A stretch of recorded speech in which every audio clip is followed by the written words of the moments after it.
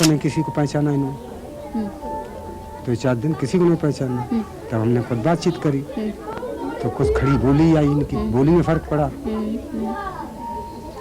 तो इन्होंने कही ये हमारा तो ये है नहीं कोई नहीं। फिर का ससुराल मेरी दिव्या तो पियर मेरा इटावा जो कमू बोल नहीं कही ससुराल पियर दिया जक्का बात है।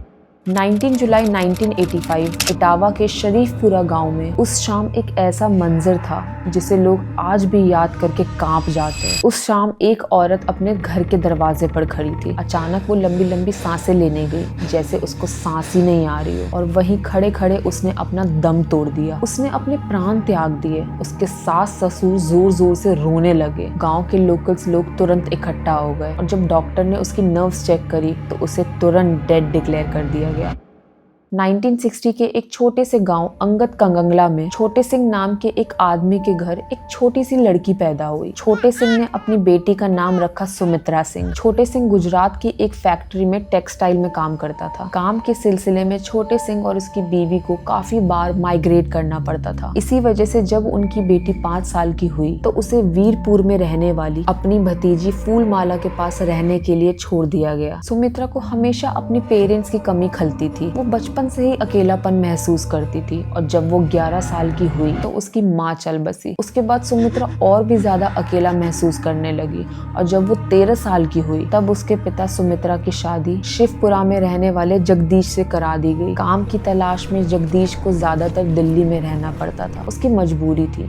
कभी कभी तो उसको घर से एक महीने तक दूर रहना पड़ता था। उधर सुमित्रा जो बचपन से ही अकेली रही थी, शादी के बाद भी उसको अकेला रहना पड़ रहा था। इसकी वजह से वो और भी ज्यादा अकेला और टूटा हुआ महसूस करती। लेकिन अब उसकी जिंदगी हमेशा के लिए बदलने वाली थी। दिसंबर 1984 में सुमित्रा ने पहली बार अपने बच्चे को जन्म दिया। पहली बार उसे ऐसा लगा कि उसकी जिंदगी का अब सारा अकेलापन खत्म हो जाएगा। वो अपने बेटे को हमेशा सीने से लगा कर रखती थी। जिंदगी में पहली बार सुमित्रा सच में खुश थी, लेकिन ये खुशी उसकी जिंदगी में ज्यादा दिन तक नहीं टिक पाई।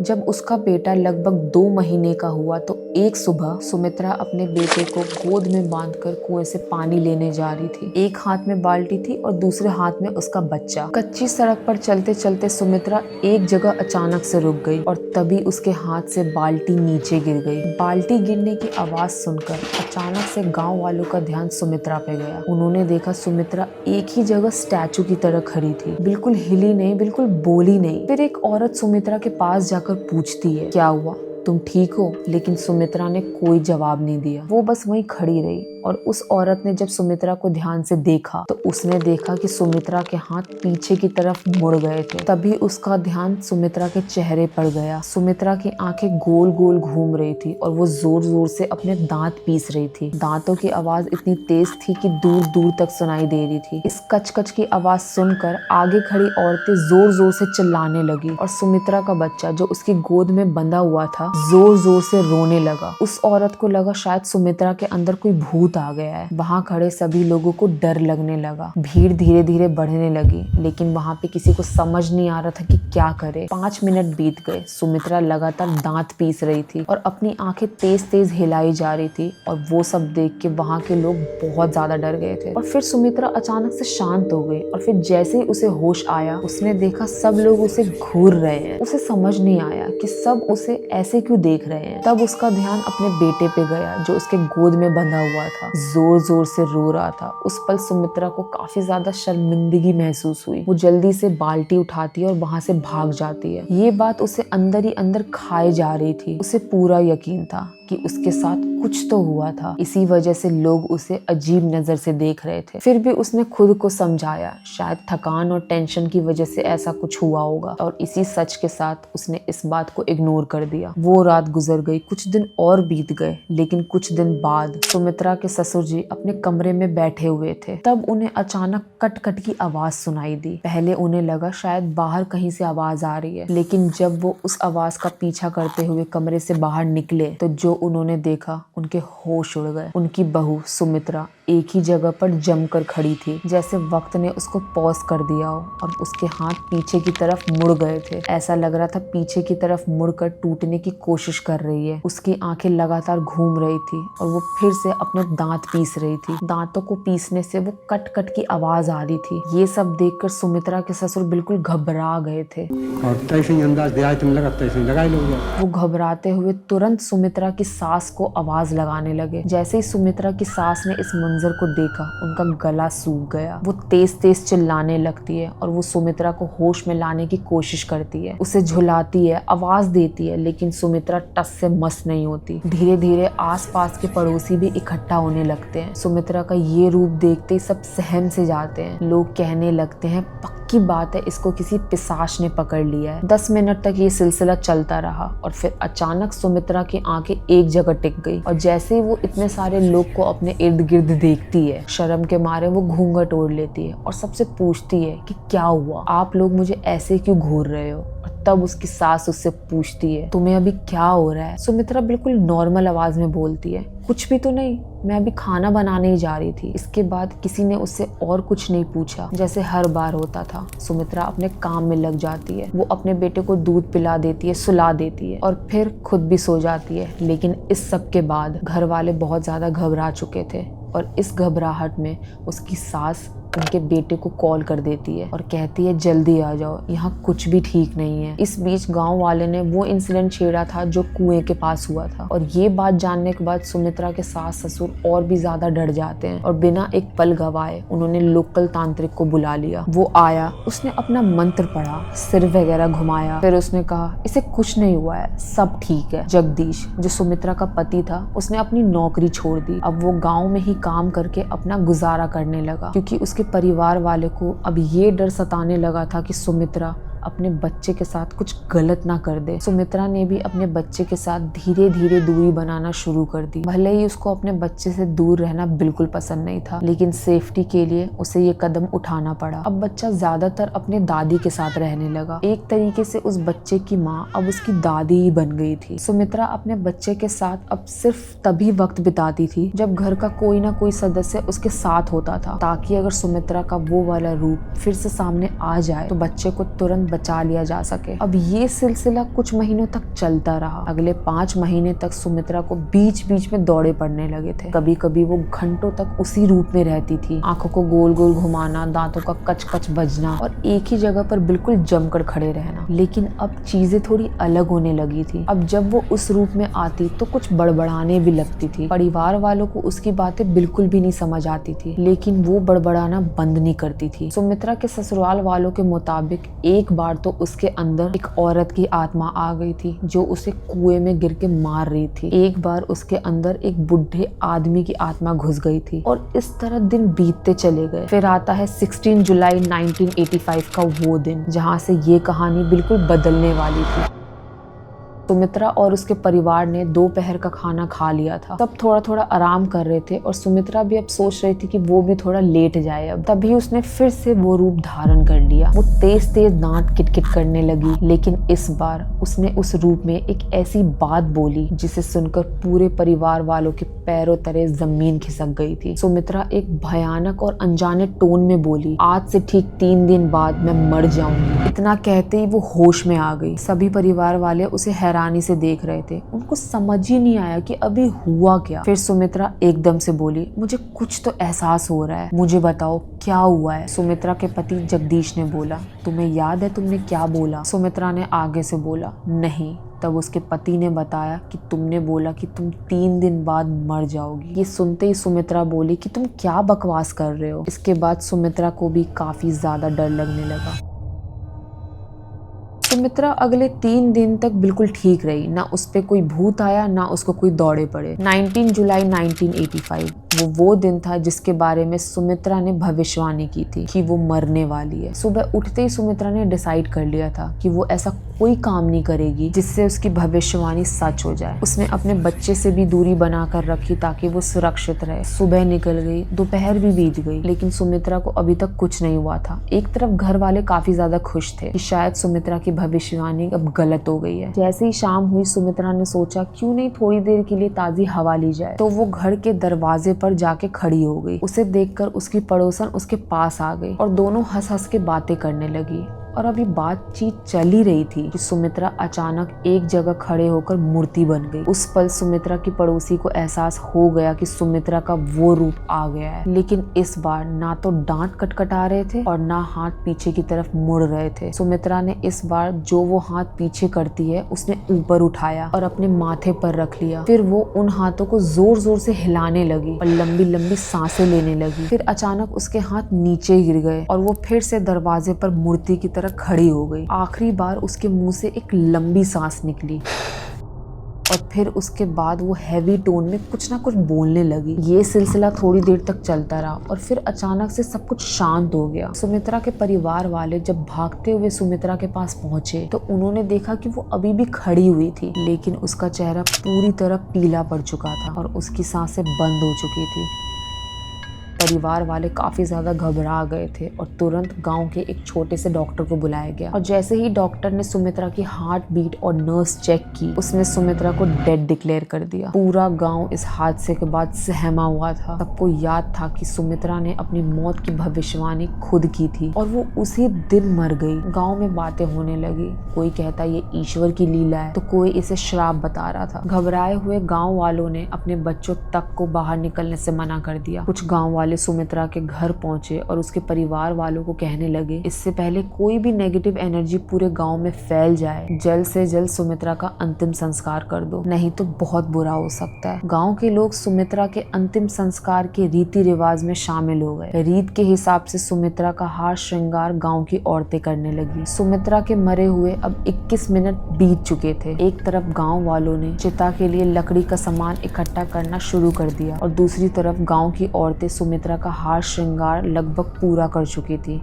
लेकिन जिस कमरे में सुमित्रा का हार श्रृंगार चल रहा था, बाहर खड़े गांव वालों को अचानक से एक औरत की जोर से चिल्लाने की आवाज सुनाई दी। अभी बाकी औरतें ये पूछ ही रही थी कि क्या हुआ, तभी 19 औरतें जोर जोर से चीखते हुए उस कमरे से बाहर भागती हुई नजर आई। बाहर खड़े हुए लोग डर और घबराहट के मारे उनसे पूछ रहे थे कि क्या हुआ है। तब उनमें से एक औरत अपने कांपते हुए हाथ से उसी कमरे की तरफ उंगली की जहाँ सुमित्रा की डेड बॉडी पड़ी हुई थी और बोली, सुमित्रा ने अभी अपनी आंखें खोली हैं और फिर बंद कर ली। उसकी आंखों की पुतलियां हिल रही हैं। इस बात के बाद किसी की भी हिम्मत नहीं हो रही थी कि वो कमरे की तरफ जाए। फिर भी कुछ लोगों ने हिम्मत जुटाकर उस कमरे में एंट्री की और जब उन्होंने सुमित्रा की डेड बॉडी पर ध्यान दिया, तब उन्होंने देखा कि सुमित्रा का चेहरा एकदम से फूल गया है। फिर एक अचानक से गहरी सांस छोड़ते हुए सुमित्रा अचानक उठकर खड़ी हो जाती है। वहाँ खड़ी कई सारी औरतें ये देखकर जोर जोर से चीखते हुए कमरे के बाहर भागने लगती हैं। बाहर खड़े सुमित्रा के ससुर ने जब उनसे पूछा कि क्या हुआ है, तब उन्होंने बताया कि सुमित्रा का भूत फिर से वापस आ गया है और वो बैठकर दांत कटकटाई जा रही है। जब ये बात सुमित्रा के पति को पता चली तो वो भागकर सुमित्रा के पास गया। उसने देखा कि सुमित्रा फिर से अपने उसी दूसरे रूप में थी। तभी अचानक दांत कटकटाना बंद हो गया और सुमित्रा को होश आ गया। वो आसपास खड़े अपने लोगों को देखकर पूछती है, मैं कहाँ हूँ, आप लोग कौन हो। फिर से उसी डॉक्टर को बुलाया जाता है। डॉक्टर उसकी हार्ट बीट चेक करता है और कहता है ये तो कोई चमत्कार है। ये सब देखकर सुमित्रा का पति उसे जिंदा देखकर उसको खुशी से हक कर लेता है, लेकिन तभी सुमित्रा अचानक अपने पति को जोर से धक्का मार देती है और फिर सुमित्रा जोर से बोलती है, कौन हो तुम, और ऐसे पराई औरत को गले लगाते हुए तुम्हें शर्म नहीं आती। उसका पति उसे समझाता है, मैं तुम्हारा पति हूँ, ये तुम्हारी सास है, ससुर है, तुम्हारा एक छोटा बेटा है। ये सुनते ही सुमित्रा जोर से चिल्लाती है, नहीं, मैं तुम में से किसी को भी नहीं जानती, ये मेरा बेटा नहीं है और ना ही तुम मेरे पति हो। डॉक्टर फैमिली वालों को समझाता है कि सुमित्रा अभी थोड़े सदमे में है, इससे दूर रहो, ये अपने आप ठीक हो जाएगी। अगली सुबह हो जाती है। उस वक्त तक सुमित्रा बिल्कुल ठीक लग रही थी, लेकिन उसकी याददाश्त अभी तक वापस नहीं आई थी। वो किसी को भी अपने करीब आने नहीं दे रही थी, खासकर अपने पति को। सुमित्रा ने घर से भागने की भी कोशिश की, लेकिन किसी तरह जगदीश उसे वापस ले आता था। वो जोर जोर से चीखें मारती थी कि तुम लोग मेरा परिवार नहीं नहीं हो, मुझे मेरे बेटे रिंकू और टिंकू के पास जाना है, मेरे बच्चे मेरा इंतजार कर रहे हैं। तभी जगदीश उसे समझाता, तू क्या बात कर रही है, तेरा सिर्फ एक ही बेटा है और वो तुम्हारे सामने ही है। लेकिन सुमित्रा उस बात को मान ही नहीं रही थी। जगदीश और उसके परिवार वालों ने काफी सारे बाबा और तांत्रिक को घर पे बुलाया, लेकिन कोई भी उसका इलाज ना कर सका। फिर एक दिन आखिरकार सुमित्रा ने अपने पति और परिवार वाले के सामने एक ऐसी बात बोली जिसको सुनकर सब हैरान हो गए। सुमित्रा बोली, मेरा नाम सुमित्रा नहीं शिवा त्रिवेदी है और मैं डिबियापुर की रहने वाली हूँ। लेकिन सुमित्रा के पति को लगा कि दोबारा जीवित होने के बाद शायद इसका दिमाग हिल गया है और अब ये हमेशा के लिए ऐसी ही रहेगी। सुमित्रा किसी को पहचान नहीं रही थी और उसने अब अपने बेटे को देखना तक बंद कर दिया था। अब उसकी जिद रिंकू और टिंकू से मिलने के लिए ज्यादा बढ़ती जा रही थी। अब जो मैं आपको बताने जा रही हूँ उसको सुनकर शायद आप थोड़ा हैरान हो जाओ। सुमित्रा कभी भी स्कूल नहीं गई थी, वो एक तरीके से अनपढ़ थी, लेकिन दोबारा जिंदा होने के बाद उसके पढ़ने और लिखने की एबिलिटी बढ़ गई थी। अब वो इंग्लिश बोलने लगी थी और इस चेंज के अलावा उसके पहनावे में भी बदलाव आ गया था। अब वो थोड़ा अर्बन स्टाइल के कपड़े पहनना शुरू करने लगी थी। उसने पुराने बर्तनों पर खाना खाने से भी मना कर दिया था। उसका कहना था कि मुझे साफ बर्तन चाहिए और मुझे कोई छुएगा भी नहीं। यहाँ तक कि उसने ये भी कह दिया था कि मैं बड़ी जाति से हूँ, मुझे छूना मत। इसके अलावा उसकी आवाज अब हाई पिच में जाने लगी थी। अब वो अपने पति और परिवार वालों से रूड तरीके से बात करने लगी थी। उसके बदले हुए बिहेवियर को देखकर उसके आसपास के लोग और उसके पति ने अंदाजा लगाया कि जब सुमित्रा 21 मिनट के लिए मरी हुई थी तो शायद उसके दिमाग पर किसी तरह का मानसिक अटैक हुआ होगा, इसी वजह से वो ऐसा बर्ताव कर रही है। इन सब बातों का ध्यान रखते हुए सुमित्रा के पति और परिवार वालों ने उसे समझाने का कोशिश करना छोड़ दिया, लेकिन इस बात का काफी ज्यादा ध्यान रखा कि सुमित्रा कहीं भाग ना जाए। इसी तरीके से कुछ और महीने बीत गए और फिर आती है वो तारीख जिस दिन सुमित्रा के परिवार वालों पर कहर टूट पड़ा था। 19 अक्टूबर 1985। उस दिन एक स्ट्रेंज आदमी उसका दरवाजा जोर जोर से खटखटाता है। सुमित्रा के पति ने दरवाजा खोला और देखा एक बुजुर्ग आदमी सूट पहने हुए हाथ में एक बड़ी सी किताब लिए दरवाजे पर खड़ा था। वो आदमी अपना नाम बताता है राम सिया त्रिपाठी। उसके बाद वो सीधा सुमित्रा के पति से पूछता है, क्या यहाँ पे एक ऐसी औरत रहती है जो कुछ समय से अजीब हरकतें कर रही है या जिसके ऊपर किसी आत्मा का कब्जा है? सुमित्रा के पति को कुछ भी समझ नहीं आया कि ये आदमी कौन है और कहां से आया है, लेकिन जो बात उसको ज्यादा हैरान कर रही थी वो ये थी कि इस आदमी को मेरी बीवी के बारे में कैसे पता लगा। सुमित्रा के पति ने थोड़ा वक्त लिया, उस आदमी को थोड़ा ऊपर से नीचे देखा और बोला, आप यहीं रुकिए, मैं अभी आता हूँ। अंदर जाते ही जगदीश के दिमाग में सिर्फ एक ही सवाल घूम रहा था, ये आदमी कौन हो सकता है? वो सुमित्रा के कमरे तक पहुंचता है और सुमित्रा से बोला, बाहर दरवाजे पर राम सिया त्रिपाठी नाम का एक आदमी खड़ा है। आमतौर पर सुमित्रा अपने परिवार या पति की बात सुनाई नहीं करती थी, वो अक्सर उन्हें इग्नोर कर देती थी। जगदीश ने सोचा कि शायद वो आज भी ऐसा ही करेगी, लेकिन जैसे ही सुमित्रा ने राम सिया त्रिपाठी का नाम सुना उसके चेहरे पर अचानक खुशी दिखने लगी। वो एकदम से छलांग लगाकर खड़ी हो गई और वो सीधा भागते हुए दरवाजे पर खड़े राम सिया त्रिपाठी के पास पहुंची और फिर कसकर उन्हें गले लगा लिया। और सुमित्रा ने कुछ ऐसा बोला जिसे सुनकर राम सिया त्रिपाठी के होश उड़ गए। हैरानी के मारे त्रिपाठी जी ने सुमित्रा को अपने आप से दूर कर दिया। असल में उस वक्त सुमित्रा ने उनसे ये कहा था, मुझे पता था आप आओगे पापा।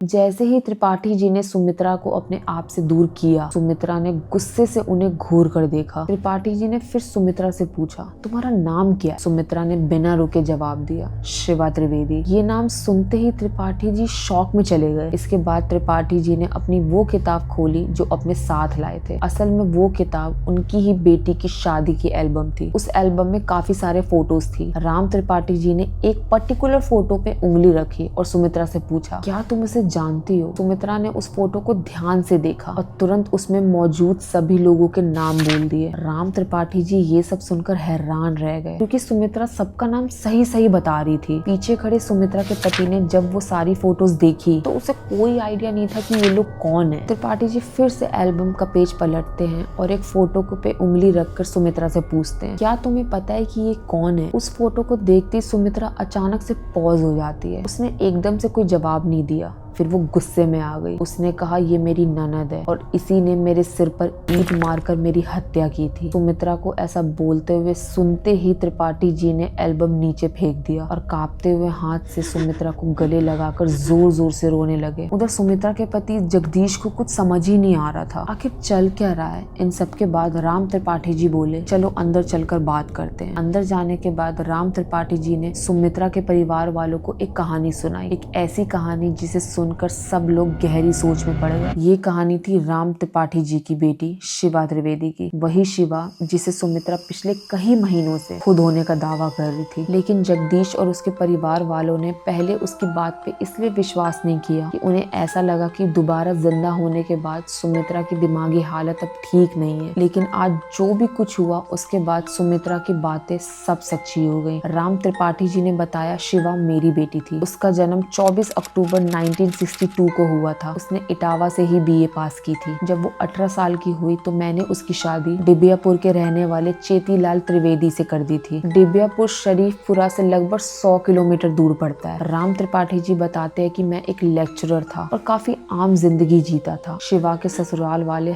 हर दिन दहेज की मांग करते थे। इसी वजह से शिवा की अपने ससुराल वालों से रोज लड़ाई होती रहती थी। राम त्रिपाठी जी ने आगे बताया कि शिवा के 2 बेटे थे, रिंकू और टिंकू। ये सब सुनकर जगदीश और उसके परिवार वाले काफी ज्यादा हैरान हो गए थे क्योंकि सुमित्रा रिंकू और टिंकू से मिलने के लिए काफी परेशान रहती थी। शिवा अपने ससुराल में सबसे ज्यादा पढ़ी लिखी थी और ये एक ही वजह थी कि उसके ससुराल वाले उससे काफी नफरत करते थे। वो हर बार सवाल जवाब करती थी जिसकी वजह से घर में झगड़े बढ़ते रहते थे। इन्हीं लड़ाइयों के बारे में शिवा अपने पापा को लेटर्स लिखा करती थी कि उसके ससुराल में उसके साथ क्या क्या हो रहा है। और फिर आता है 18 मई 1985 का दिन। उस दिन शिवा के ससुराल वालों के साथ बहुत बड़ी लड़ाई हो जाती है। उसी शाम शिवा ने अपने मामा को कॉल किया और रोते हुए कहा मुझे मारा पीटा जा रहा है, प्लीज मुझे यहाँ से ले जाओ। फिर उसके मामा कहते हैं कि मैं अभी तो नहीं आ पाऊंगा, मैं कल सुबह आ जाऊंगा। अगला दिन आता है 19 मई 1985 और ये वो दिन था जब शिवा की लाश एक रेलवे ट्रैक पे मिलती है। शिवा के मामा ने पुलिस रिपोर्ट दर्ज करवाई जिसमें उन्होंने सीधा इल्जाम लगाया कि शिवा के ससुराल वालों ने ही शिवा की हत्या की है। लेकिन शिवा के ससुराल वालों का कहना था कि वो रात को झगड़ा करके घर से भाग गई थी। और यहाँ एक बात काफी ज्यादा हैरान कर देने वाली थी, उस रात कोई भी ट्रेन गुजरी नहीं थी और शिवा के सिर पर एक चोट का निशान था जो कि इस बात पर इशारा करता है कि ये कोई एक्सीडेंट नहीं हो सकता। शिवा के मामा ने उसके ससुराल वालों से